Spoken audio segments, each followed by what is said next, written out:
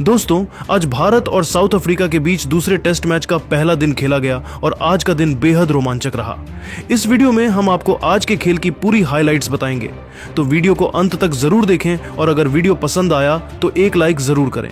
दोस्तों, भारत और south Africa के बीच दूसरा टेस्ट मैच गुवाहाटी में खेला गया और इस मैच का पहला दिन और सुबह की शुरुआत ने ही माहौल में एक अलग ही गंभीरता भर दी थी। पिच सूखी थी, हल्की सी दरारें दिखाई दे रही थीं और नई गेंद से थोड़ी मूवमेंट की उम्मीद थी, लेकिन भारत ने टॉस जीतकर पहले बल्लेबाजी का फैसला किया। एक ऐसा निर्णय जो आज के सेशन की पूरी कहानी को आकार देने वाला था। भारतीय ओपनिंग जोड़ी के एल राहुल और यशस्वी जायसवाल मैदान पर उतरी। सामने दक्षिण अफ्रीका की गेंदबाजी लाइनअप था। मार्को यानसन का घातक उछाल, केशव महाराज और साइमन हार्मर की जुड़वा स्पिन जोड़ी और कॉर्बिन बॉश की नई गेंद पर स्विंग कराने की क्षमता। पहले ही ओवर से गेंद हवा में हल्की मूवमेंट दिखा रही थी, लेकिन पिच की असली चुनौती थी बाउंस। पहले कुछ ओवर्स में यशस्वी जायसवाल ने बड़ी सावधानी से शुरुआत की। कॉर्बिन बॉश की गेंदें बाहर की ओर निकल रही थी और यशस्वी ने मेरिट खेलते हुए सिर्फ वही बॉल छेड़ी जो उनकी रेंज में थी। दूसरी तरफ के एल राहुल थोड़ा ज्यादा निश्चिंत नजर आ रहे थे। उनका फुटवर्क साफ था और उन्होंने शुरू से ही सिंगल लेकर स्ट्राइक रोटेट करना जारी रखा। भारतीय टीम इस शुरुआती समय को बिना नुकसान पार करना चाहती थी, क्योंकि दक्षिण अफ्रीका नई गेंद से ही विकेट निकालने के लिए जाना चाहती थी।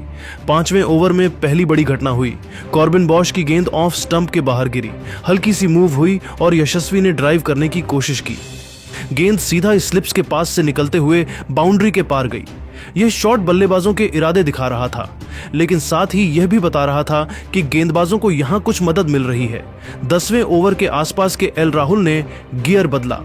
साइमन हार्मर को पहली बार गेंद थमाई गई, लेकिन राहुल ने उन्हें तुरंत दबाव में डाल दिया। एक क्लासिक लेफ्टेड ड्राइव ने भारतीय ड्रेसिंग रूम को राहत दी, क्योंकि स्पिनरों के आने से पहले ही रन मिलना जरूरी था। यशस्वी ने भी कुछ बेहतरीन स्वीप शॉट्स खेलकर अपनी लय दिखाना शुरू कर दिया। भारत की स्कोरबोर्ड गति स्थिर थी, लेकिन दक्षिण अफ्रीका की योजना साफ थी। विकेट के इंतजार में लाइन और लेंथ को कसकर रखना। लगभग 45 मिनट बाद पहला झटका लगा।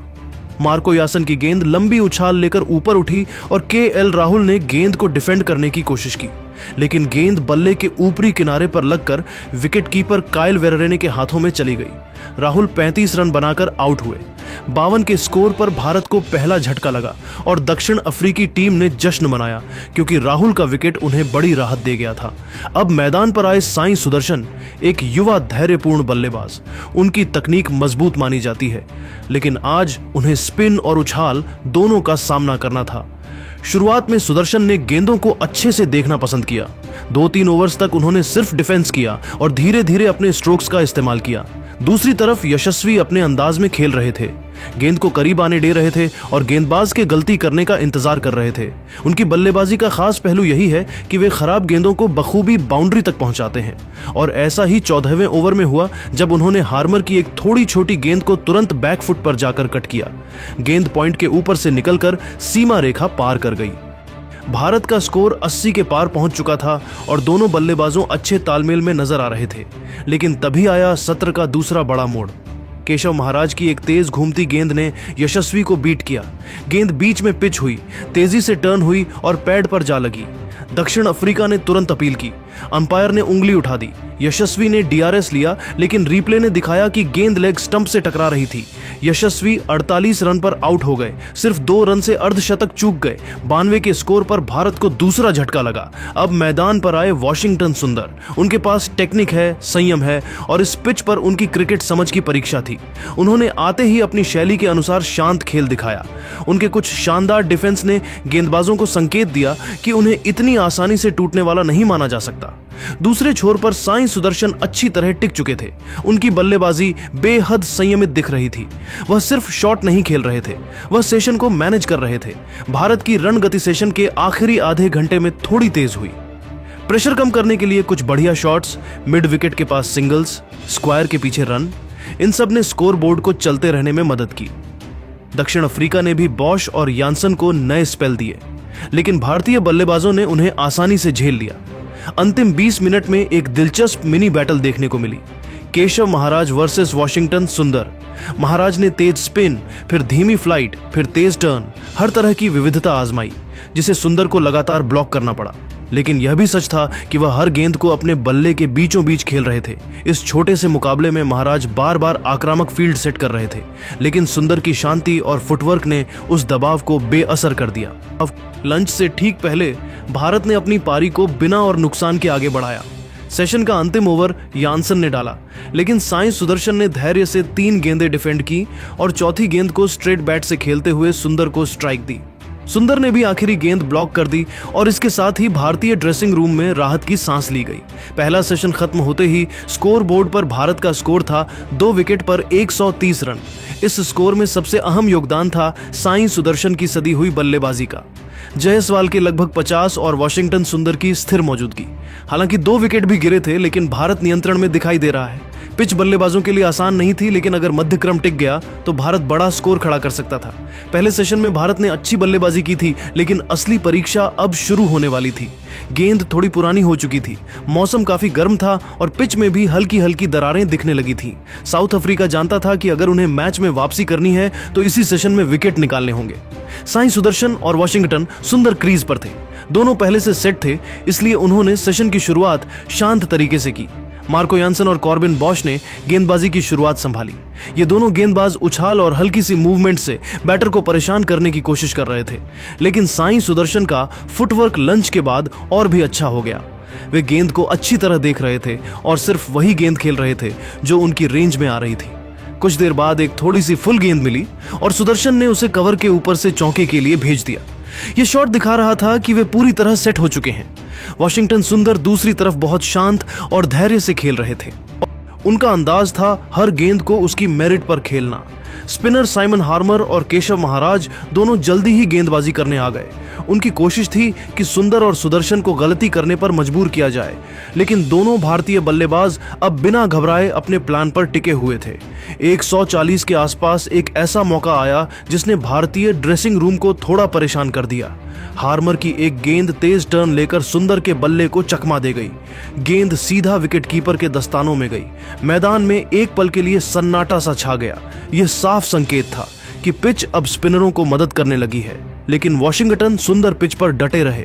उन्होंने अगले कुछ ओवर में सिर्फ डिफेंस और संभल कर खेलकर खुद को फिर से सेट किया। फिर महाराज की एक धीमी गेंद पर सुंदर ने आगे बढ़कर एक क्लीन कवर ड्राइव खेला और सुंदर को इस शानदार शॉट के चलते 4 रन मिले। यह शॉट बल्लेबाज और टीम दोनों के लिए आत्मविश्वास बढ़ाने वाला था। धीरे धीरे भारत का स्कोर बढ़ता जा रहा था। दोनों बल्लेबाज लगातार सिंगल लेते रहे और स्ट्राइक भी रोटेट करते रहे। इस बीच साई सुदर्शन ने अपना अर्धशतक पूरा किया। यह 50 बहुत महत्वपूर्ण थी, क्योंकि उन्होंने हर तरह की गेंदबाजी को धैर्य से खेला था और भारत की पारी को संभाले रखा था। लेकिन 165 के स्कोर पर भारत को एक और झटका लगा। मार्को यानसन की एक गेंद अंदर की तरफ आई और थोड़ी नीचे रही। सुंदर ने फ्लिक मारने की कोशिश की, लेकिन गेंद मिस हो गई और सीधे पैड पर जाकर लगी। दक्षिण अफ्रीकी फील्डरों द्वारा जोरदार अपील हुई और अंपायर ने उंगली उठा दी। DRS लेने पर भी फैसला नहीं बदला और सुंदर 41 पर आउट हो गए। उनका विकेट भारत के लिए थोड़ा नुकसानदायक था, लेकिन उन्होंने अपनी जिम्मेदारी अच्छी तरह निभाई थी। अब क्रीज पर आए कप्तान ऋषभ पंत। जैसे ही पंत आए, साउथ अफ्रीका ने अपनी फील्डिंग और लाइन लेंथ को और आक्रामक बना दिया, क्योंकि हर किसी को पता था कि अगर पंत टिक गए तो मैच का रुख बदल सकता है। पंत ने शुरुआत में बिल्कुल टेस्ट मैच की तरह संयमित खेल दिखाया। पहली कुछ गेंदें उन्होंने डिफेंस करके देखी, फिर महाराज की थोड़ी सी खराब गेंद पर कट शॉट खेलकर 2 रन ले लिए। धीरे धीरे वे क्रीज पर जमने लगे थे। साई सुदर्शन इस समय तक लगभग अडिग नजर आ रहे थे। उनका काम था पारी को एंकर करना, पंत का काम था सही मौके देखकर रन गति को बढ़ाना, और यह साझेदारी भारत के लिए बहुत महत्वपूर्ण साबित होने वाली थी। कुछ देर बाद पंत को एक फुल गेंद मिली और उन्होंने अपनी खास शैली में लॉन्ग ऑन के ऊपर से शानदार चौका जड़ा। यह शॉट मैदान में बैठे सभी भारतीय समर्थकों के लिए खुशी का पल था। इससे दक्षिण अफ्रीका के गेंदबाजों पर दबाव बढ़ने लगा था और यह दबाव उनके हाव भाव में साफ तौर पर दिख रहा था। इस बीच भारत 200 के पार पहुंच चुका था और अब पिच पर बल्लेबाजों 200 के पार पहुंच चुका था और अब पिच पर बल्लेबाजों का पूरा नियंत्रण दिखाई दे रहा था। दक्षिण अफ्रीका के गेंदबाजों ने कई बार पंत और सुदर्शन को परेशान करने की कोशिश की, लेकिन दोनों ने बेहद धीरज के साथ खेला और मैच को आगे बढ़ाया। दूसरे सेशन में भारत की रणनीति थी कि बिना जोखिम लिए बड़ा स्कोर खड़ा किया जाए और पंत और सुदर्शन इस योजना को बेहतरीन तरीके से निभा रहे थे। साईं सुदर्शन ने महाराज को एक बार फिर स्वीप मारा और एक बार आगे बढ़कर ड्राइव किया। उनकी बल्लेबाजी में क्लास, टाइमिंग और शांति तीनों साफ दिख रहे थे। दूसरी तरफ पंत लगातार स्ट्राइक रोटेट करते रहे और जहां मौका मिला वहां छोटे बड़े शॉट्स खेलते रहे। भारतीय बल्लेबाजों ने बड़े शॉट कम खेले, लेकिन लगातार सिंगल और डबल लेकर रन बनाए। आखिरी 20 मिनट में दक्षिण अफ्रीका ने तेज गेंदबाजों को फिर से गेंद थमा दी। एक दो नजदीकी अपीलें भी हुई, लेकिन दोनों भारतीय बल्लेबाज बहुत चतुराई से खेलते रहे। सेशन खत्म होने पर भारत का स्कोर 3 विकेट पर 255 रन था। इस स्कोर का मतलब था कि भारत ने दूसरा सेशन भी अपने नाम किया है। साईं सुदर्शन और ऋषभ पंत की जोड़ी ने भारत को मजबूत स्थिति में पहुंचा दिया था। टी ब्रेक के बाद जब तीसरा सेशन शुरू हुआ, भारत मजबूत स्थिति में था। साईं सुदर्शन और ऋषभ पंत क्रीज पर सेट खड़े थे। साउथ अफ्रीका पर दबाव था क्योंकि पूरे दिन भारत लगातार रन बनाता रहा और विकेट भी संभाल कर चला। अब गेंद पुरानी हो चुकी थी और शाम की हल्की ठंडक गेंद की पकड़ में बेहतर ग्रिप दे रही थी। इस समय स्पिन और रिवर्स स्विंग दोनों प्रभाव दिखा सकते थे। भारत की रणनीति इस सेशन में साफ थी, पहले 30 से 40 मिनट संभल कर खेलना और फिर मौका मिलते ही रणगति बढ़ाना। पंत ने जैसा दूसरे सेशन में खेल दिखाया था, वैसे ही तीसरे सेशन में उनके अंदर और भी आत्मविश्वास दिखाई दे रहा था। सेशन की शुरुआत यानसन के स्पेल से हुई। पंत ने पहली 2 गेंदें डिफेंस की, फिर तीसरी गेंद को लेग साइड पर खूबसूरती से फ्लिक करके चौका जड़ दिया। दूसरी तरफ साईं सुदर्शन अब 70 के करीब पहुंच चुके थे। उनकी बल्लेबाजी पूरे दिन बेहद नियंत्रित रही थी, न जल्दबाजी न जोखिम, बस लगातार सही शॉट का चयन, और यही कारण था कि वो अब एक बढ़े स्कोर के करीब पहुंच रहे थे। 260 के स्कोर के बाद भारत की रणगति थोड़ी से बदलती हुई दिखाई दी। पंत ने बॉश की एक छोटी गेंद को पुल करके चौका मारा। अगले ओवर में सुदर्शन ने महाराज की गेंद को स्वीप कर दिया और एक ओवर 4 रन। भारत की लय अब बहुत मजबूत हो चुकी थी। जैसे जैसे सुदर्शन 80 के आसपास पहुंचे, दक्षिण अफ्रीका ने फील्डिंग थोड़ी फैलानी शुरू कर दी ताकि चौके कम मिले और भारत को सिंगल लेने पर मजबूर किया जाए। लेकिन भारतीय बल्लेबाजों ने इसका फायदा उठाया और आसानी से एक एक रन लेकर स्ट्राइक रोटेट करते रहे और फिर साईं सुदर्शन 90 के पड़ाव पर पहुंचे। ये वही समय था जब मैदान पर थोड़ा तनाव बढ़ गया, क्योंकि पूरे दिन सुदर्शन ने इतनी क्लास बल्लेबाजी की थी कि हर किसी को लग रहा था कि आज उनका शतक पक्का है। लेकिन क्रिकेट हमेशा अनिश्चितताओं का खेल रहा है। 310 के स्कोर पर आया वह पल जिसने पूरे स्टेडियम को चौंका दिया। मार्को यासन ने एक फुल लेंथ गेंद फेंकी जो थोड़ी बाहर की ओर मूव हुई। सुदर्शन ने कवर ड्राइव खेलने की कोशिश की, लेकिन गेंद ने हल्का सा उछाल लिया और उनके बल्ले का बाहरी किनारा लगकर सीधे स्लिप में चली गई। स्लिप में खड़े एडन मार्करम ने एक बेहतरीन कैच पकड़ा। सुदर्शन 97 रन पर आउट हो गए। बस 3 रन की कमी ने उनका शतक रोक दिया। भारतीय ड्रेसिंग रूम में हल्का सा सन्नाटा छा गया, क्योंकि पूरी टीम चाहती थी कि वे शतक पूरा करें। लेकिन उनकी 97 रनों की पारी भारत की इस स्थिति की नींव थी।